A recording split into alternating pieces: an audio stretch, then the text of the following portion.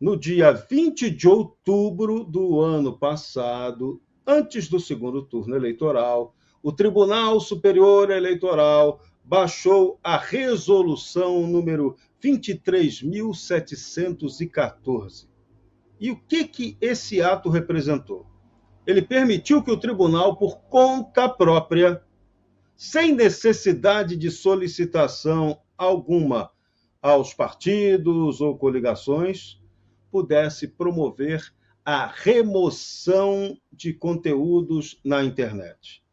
Tudo que o TSE considerasse que fosse problemático, no sentido de ser fato inverídico ou gravemente descontextualizado, que atingisse a integridade do processo eleitoral, incluindo os processos de votação, apuração e totalização de votos, foi devidamente censurado pelo Tribunal Superior Eleitoral. Houve uma manifestação do então Procurador-Geral da República, na época, Augusto Aras, dizendo que essa medida foi inconstitucional e que o Tribunal Superior Eleitoral não poderia praticar censura prévia.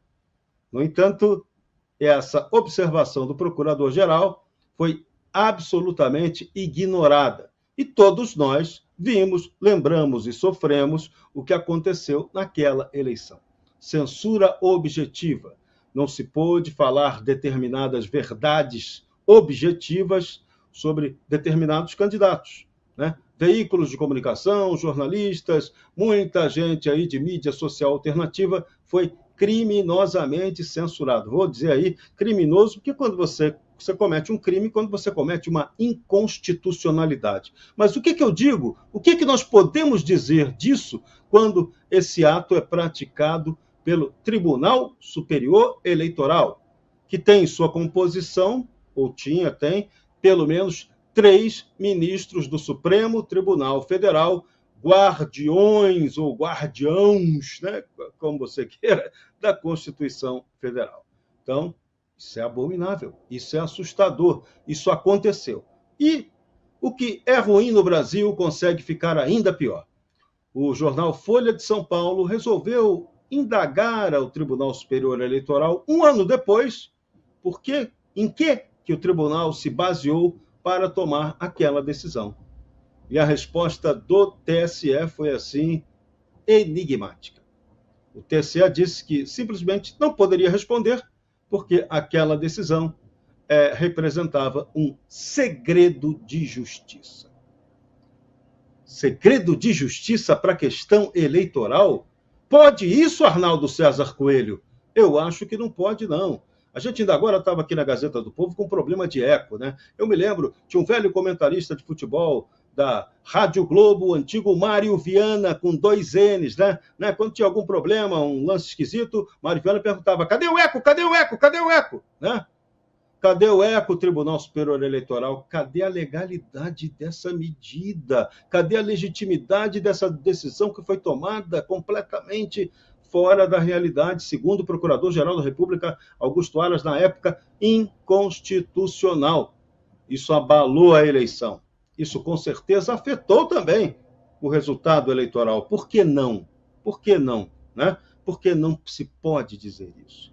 E a gente está tendo esse problema. A Justiça Eleitoral no Brasil não aceita o cumprimento do artigo 37 da Constituição, que prega que tem que ter a administração pública, inclusive a eleitoral, tem que obedecer aos princípios de transparência e publicidade. Então, eles não aceitam um debate, por exemplo, sobre a contagem pública de voto. Não aceitam qualquer questionamento ao sistema eleitoral. Tanto não aceitam que condenaram e tiraram os direitos políticos do ex-presidente Jair Bolsonaro em função disso. Agora, isso está dentro do ordenamento de um país que preza pelo Estado de Direito praticar? Eis a questão. Esse é o dado assustador. Mas você quer que eu deixe o assunto ainda pior? Eu vou deixar. É muito alto o risco de que isso possa se repetir na próxima eleição. Ano que vem, teremos eleições municipais. Quem garante que o Tribunal Superior Eleitoral não continuará evocando para si seus superpoderes, inclusive o poder de legislar, que não é originário dele, para controlar as eleições municipais, beneficiando até candidatos que interessem ao sistema, né? Então, tem algo de muito errado acontecendo em nosso sistema eleitoral. Por isso que amanhã, dia 15 de novembro, o povo tem que ir para a rua reclamar tudo que apontar como errado, esquisito, indevido, segredinho que não pode existir, ilegalidade, inconstitucionalidade. A hora de gritar é agora. Não podemos aceitar isso no Brasil. Temos que cobrar dos políticos, sobretudo do Senado, que tome uma providência sobre isso.